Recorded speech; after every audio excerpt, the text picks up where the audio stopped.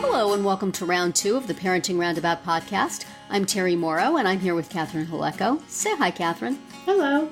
Usually on this podcast we talk about parenting issues, but once a week, Catherine and I like to get together to discuss TV, movies, books, and other entertainment topics because it's nice to talk about something other than parenting for a change. This week we'll be listening to an era-ending episode of the West Wing Weekly podcast and introducing Catherine to Grey's Anatomy for our challenge round. But first, we continue our Trophy Wife watch. This week, we watched 2 episodes, The Punisher and The Tooth Fairy. The Tooth Fairy is fairly self-explanatory. You can probably guess what the plot of that one was, although it also had a subplot of Kate trying to help Warren score to various disastrous effects. Then The Punisher was about Kate having to punish Pete's 2 oldest kids, the teenagers, who,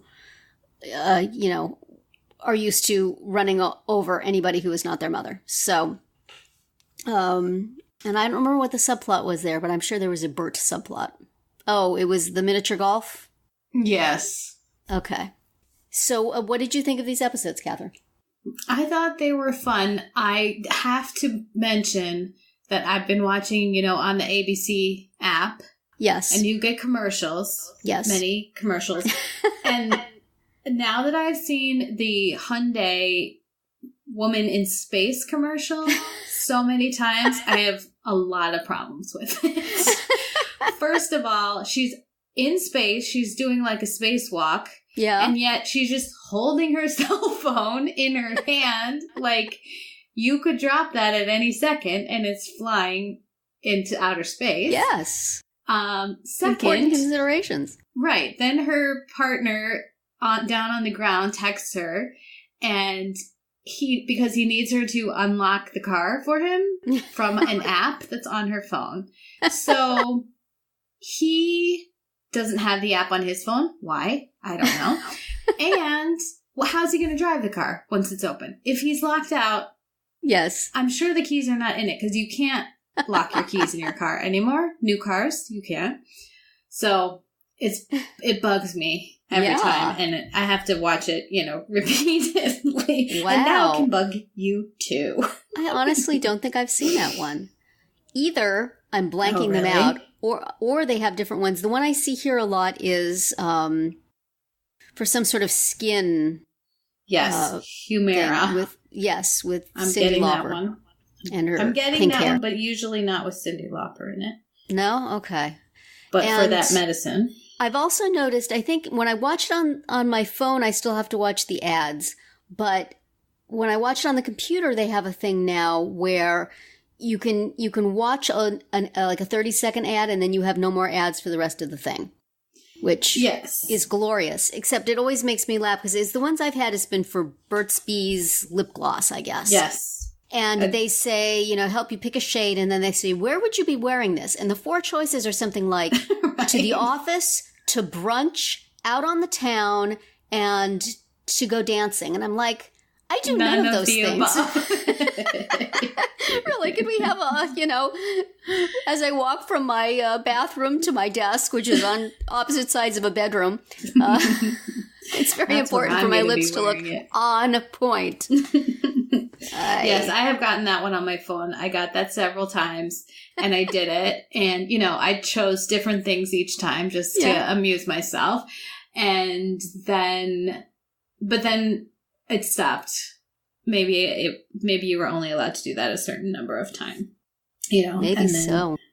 And then you had to switch. Then you had to go back to the old fashioned. Well, maybe that's why. Maybe I did do them on my phone then. That's anyway. This is what we have to talk about. Trophy Wife, but I had to get that off my chest. Yes, about there's the also ad. A local ad that plays a lot. That's like paving stones, a company that does paving stones, and this ad tends to run 2 or 3 times in a row. It's like once they run it, they just keep running it, and it's marginally amusing the first time. By the 3rd time, you're thinking, how much do I want to watch this show? I don't know. Right. And then when your phone crashes, this happens from time to time, and you have to go back and watch it again. Right. You have to watch all the same ads over again. Awesome. And that's our Trophy Wife chat. Moving on. Exactly. So the content in between the commercials.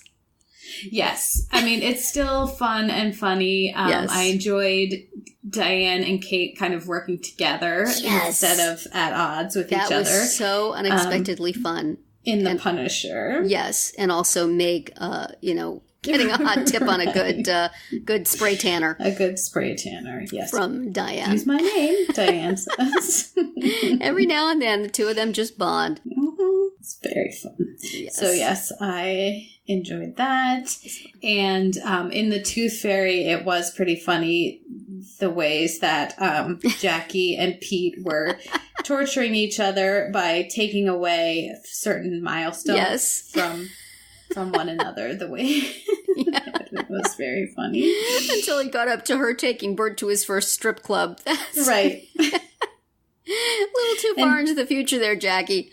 And Kate had to be the voice of reason. Yes. So, yes, very and clever. The whole obsession with your kids' body parts. Do you save your kids' teeth? No. I'm pretty sure somewhere in my house, in some long-forgotten jewelry box or drawer, there are teeth. Have some teeth. Because it doesn't seem like the sort of thing I would just throw away. My husband totally would. Seems like the sort of thing I would just quietly tuck someplace. It does. That's what I would. When my children are grown and they're cleaning out the house, they will open some horrifying box full of remnants. What is this? But it does come in handy, as Pete found. You can always blow one off and pass it off as the real thing. And somehow Jackie knew it wasn't. Now, nail clippings I would not collect, but teeth seem kind of personal.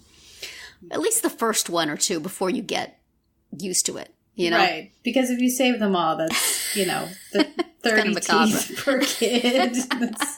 You start to look like a serial much. killer. Yes. But the first one or two when it's still special and it's still a milestone. Mm-hmm. But, the miniature golf outing was kind of funny, with the varying scoring. You're right. And then Pete and Jackie did end up working together on that one too, because they had to get themselves kicked out. Exactly. Escape. Yeah, there was both episodes had subplots involving Pete and Jackie. It was a. Mm-hmm. And then, the thing about the slumber party, that Diane was trying to be one of the cool girls and be in the slumber party, and no, not even you can get away with that. And I actually thought, and then Hillary had to tell her, look, you back off, you're embarrassing me. Uh-huh. But then Hillary actually felt guilty about it, which I didn't think most high school girls would. Oh, I don't know. I would have. Well, it depends. If you have the right kind of mother who... Yes. I imagine Diana's pretty skillful at making sure her kids will feel guilty. And the daughter seems to have not fallen far from the tree, so I imagine she would be sensitive to that, as I certainly was. And I can totally see my mother having done something like that. Sulking in another room. Or, expecting to be part of things and then having to be told to leave, and then me feeling terrible. Mm-hmm. I'm not sure she ever did, but it seems like the sort of thing. But how mortifying. Right. So this continues to be a fun way to spend a couple of half hours. Good treadmill watching. I can get through an episode in about one treadmill session. So I appreciate that. And it's not traumatic as so many of the other things we've been watching have been. It's all pretty, even the embarrassments. I was cringing for Warren all the time, but Warren wasn't really cringing for Warren, so it was okay. With the girl who was really only interested in doing math. Right.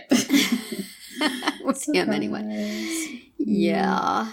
All right. Well, for our second topic, we do not have a West Wing episode to discuss this week, having still be, we're still, I think, a little traumatized from 25, which we watched last week. We just need to take some deep breaths. And the West Wing Weekly podcast also took a week off from episode watching to have a live discussion with Aaron Sorkin supposedly about season 4, but it was really about the series as a whole. His wonderfulness, the wonderfulness of anybody who's ever been associated with the show, particularly the wonderfulness of Emily Proctor, she just happened to be in town and dropped by and just like got her butt kissed for the rest of the episode. She was the star of the show. That is a good gig, man. Nice timing, Emily. I'm impressed. Wow. So, if in an alternate universe, she took over after Rob Lowe left instead of Joshua Malina, it could have been. Although, really, Ainsley was not Ainsley was not a speechwriter, so it's hard to see. I mean, she was a lawyer and Sam was a lawyer, but Sam wasn't working as a lawyer in the White House. Right. So it's unclear how that transition would have occurred. Plus which, Malina would have been out there slashing her tires and trying to get her to go so that he could take his rightful place. Right. So I wouldn't want to tangle with him. But yeah, it was okay. It was interesting. I didn't think there was a ton that I hadn't heard before, and I still call BS on any explanation for the ending of season 4. Other than that, I wanted to torch the place on my way out. That will always be to me the explanation for removing Bartlett from freaking power and having his daughter tied up in a shed either in a muffler shop or Uganda, depending on which storyline winds up winning. Right. And no, that wasn't just. I thought that would be interesting. And gee, I wish I'd been around the next year to figure it out. You are glad you were not around the next year to figure it out. You did that on purpose, mister. Protest all you want. Right. You buy that? I don't buy that. No. No. And the whole, we didn't know we were leaving until halfway through filming this episode. Don't buy it. I don't think so. Nope. I choose to believe you put that thing in your back pocket in season 1 and think if I'm ever forced out of my own show, this is the way I'm going out. Here I go. Protest all you like. It's a long time later. People will let you get away with it, but nah. Right. Not buying it. I did not realize that Rishi had not watched past this point. I didn't realize that either. Boy, so that's kind of interesting for the podcast. Yeah, because Joshua Malina was in all the rest of the episodes till the end, so he's obviously, I don't know if he's watched them, but he has firsthand experience of them. If Rishi hasn't, what if he gets like halfway through season 5 and says, "Nah, I can't do this anymore." This bad. I think he's having too much fun having the podcast and having everyone tell him how great the podcast is. Yeah, well, that's true. That's true. The podcast gets its butt kissed a fair amount also. But, yeah, he's in for a little bit of a rough ride there if he hasn't seen these episodes, as are you. Right. And I'm in the same boat. Sadly, me again. So I will feel it's not right not to watch them again. But we'll have to see. There's one episode I did not watch the first time through. I'll have to see if I watch it this time. I could just, I see what they're doing there. I don't want to watch it. I'll check back after. I will be turning the channel. Yeah, I should watch it this time now. We'll see. But it is, it remains a good show, of course. But the road is a little bumpy for a while. And there's a couple of bright points that I can remember from this season that I particularly liked. Season 5. But not that much else. So I may be surprised as I watch them. These aren't too bad. But other than, I think it's Shut Down and The Supremes are the two that stick in my head. And other than that, I'm not looking forward to it too much. But anyway, so we listened to this podcast, and it ties a nice bow around the Sorkin era. Yes. Or I guess the Sorkin-Schlamy era of the West Wing. And now, like a frightened nation, we turn towards the unknown with a different leader unexpectedly thrust upon us. And who knows what ahead. Right. But first, before we get to that, we have a challenge round this week. Since Dancing with the Stars skipped off the stage so very quickly, we can now go back to doing our challenge rounds, which we had put to one side while that was going on. Does anybody even remember that there was a Dancing with the Stars season? It's been over for like a week. People are going, what? When was that? Was that last fall? It's been wiped from our minds. Which is as it should be. But anyway, for our challenge round this week, I challenged Catherine to watch well, I guess it would be the pilot, though. The title of it is A Hard Day's Night. The first episode of Grey's Anatomy, now in season 15. So it's done quite well. Yes. But you have never watched any of it. You've heard about it, of course, because you're like alive and reading things. Yes. But never actually saw any episode anywhere? No, never did. So welcome to Seattle Grace, which changes its name someplace over 15 seasons, but it's still Seattle Grace now. Okay. And the many harried and fabulous surgeons who scuttled through its halls. What did you think? You've watched ER, right? I did. I watched ER and I liked it a lot. Okay. So I liked this but not too. St. Elsewhere. No. Okay. I think it was a little young. This is like the genealogy. So, okay. Right. So, yeah. All right. Yeah. So I'm sorry. I really liked ER. I think I watched every single one, I'm pretty sure, of ER. And I liked this too. It definitely had that same, like you're thrown in with these people, all these interns that are starting together in their class and they're co-workers and colleagues, but they're also competing against one another. And, you start to see their personalities emerge, obviously, and you slowly find out more about them. Yes. So, yeah, I enjoyed it a lot. Yeah. Yeah, it was fun watching the first episode. I started watching it, I think, like at the end of the first season. Same with West Wing, really. I'd read something about an episode, like the season finale or whatever, and thought, well, that sounds interesting, and watched that. Then I had to go back and watch the earlier episodes, which back then was not as easy as it is now. No, so I think I bought I have like the first season DVD of Grace, and only that season DVD because I wanted to go back and watch it all. Right. And so I came to this sort of after I'd been introduced to the group, but it's fun. It's got such energy.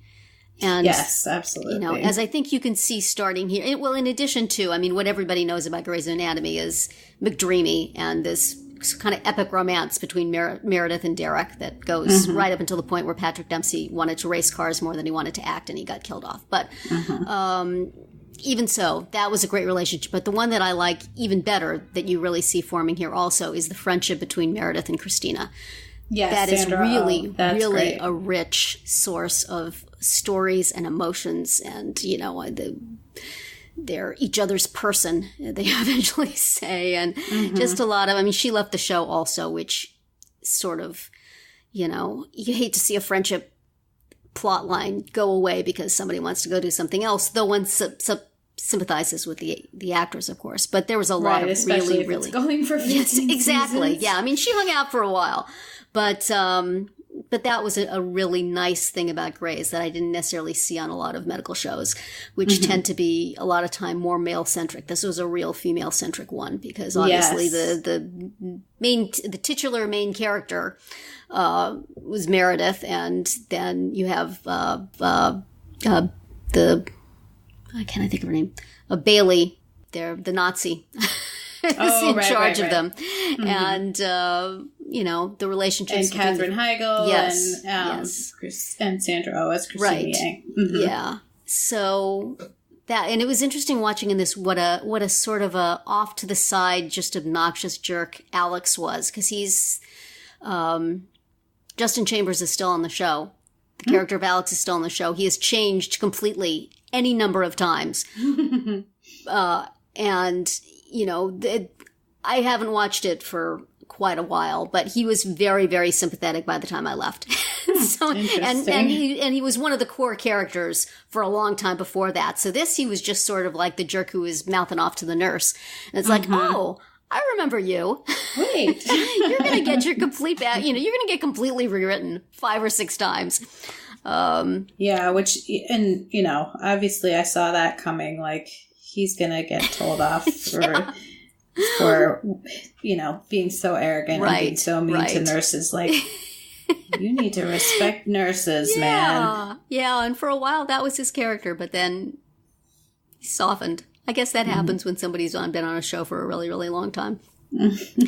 That you can't just have somebody, I don't know, can you have somebody just being a jerk for 15 seasons? I suppose you can. Maybe. But not on this kind of show. Right. So, well, did it make... and I did not see the twist coming with her mother.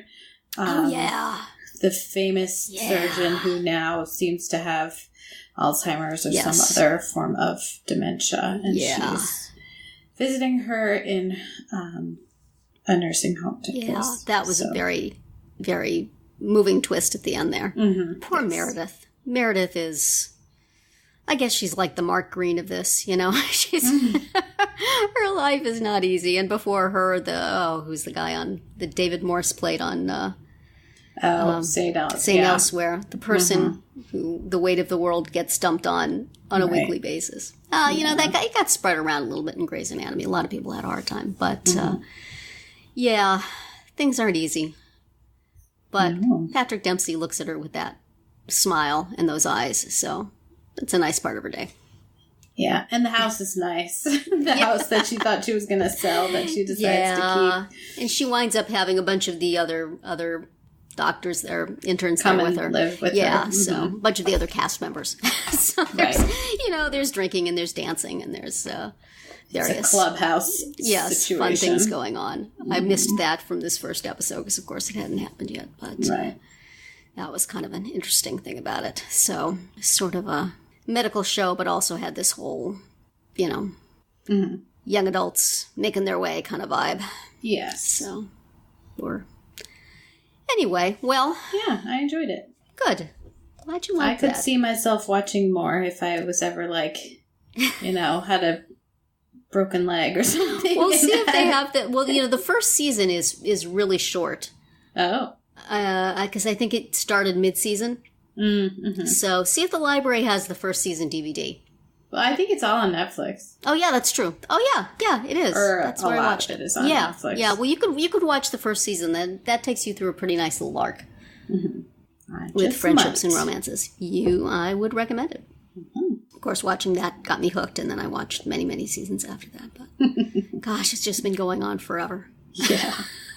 I see commercials. It's like, it's like watching a soap opera and, you check on it in a year and all the relationships are rearranged and right. It's all the same people who are dead people, are back and people who are alive are dead.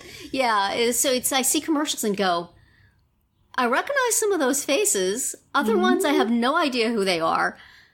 And they're doing this plot again? Much. Okay. I just kind of wave at it as it goes by. I have no desire to dive back in, but I wish it well. And I tip my hat to I think I was just looking at a list. There are 4 people who were there in the first episode who are still there now. Wow. I respect an actor who says, you know what? I'm getting a real big paycheck on a regular basis. I'm just going to stay put. Thanks. I'm going to stick with this. Mm-hmm. I have no other ambition. Well, I mean, even if you do, gosh, everything ends sometime. Go do it then. But that's a good job. It's been a good job for those 4 folks. So I tip my hat to them. So next week, we are going to watch 2 more episodes of Trophy Wife, which will be Foxed Lunch and Happy Birthday. And then we are going to take a chance and catch back down to the West Wing Weekly podcast and watch the episode that they will be discussing. And you can tell that the Sorkin era is over and somebody else has taken over because the title of this episode is not catchy. And not particularly easy to say, which I don't know that would be a Sorkin thing. Anyway, we will be watching 7A WF 83429. What? That's the name of it? That's the name of it. Oh, come on. It refers to something which you will find out in the episode, which I won't say what it is. It refers to something, but still, not snappy. Not fun to say. Going to be a pain to type. We'll have to cut and paste it. And then we will be watching for our challenge. Why don't you tell us what you will be challenging me to watch? Yes. So next month I am going to travel to Greece, which is very exciting. Wow. And I have not been there for 20 plus years. So I am returning for a sequel, as if you will. And I have recently heard that My Big Fat Greek Wedding was a fun movie, which we have both yes. seen and enjoyed many moons ago when it came out. Right. But fairly recently, there was a sequel that came out, My Big Fat Greek Wedding 2, another creative title. So we're going to watch that. It's kind of a salute to my upcoming But it doesn't actually take place in Greece, does it? I don't think it does. But, if you want to get in the mood for Greece, we should watch Mamma Mia. That is true. Yes. But it has, the Greek, vibe people. And Greek people. So it has Greek in the title. Yes. So that's what we're going to watch. And all right.